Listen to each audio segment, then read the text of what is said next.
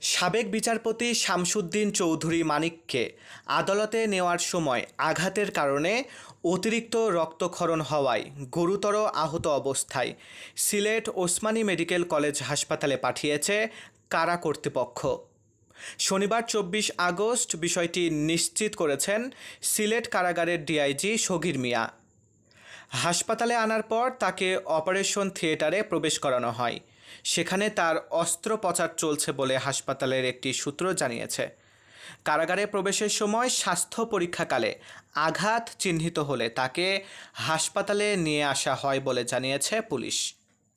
এর আগে শনিবার বিকেলে শামসুদ্দিন চৌধুরী মানিককে আদালতে নেওয়ার সময় জুতা ও ডিম নিক্ষেপ করে সাধারণ মানুষ।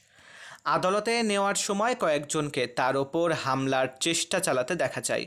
এ সময়ই তিনি আঘাতপ্রাপ্ত হয়েছেন বলে ধারণা করা হচ্ছে।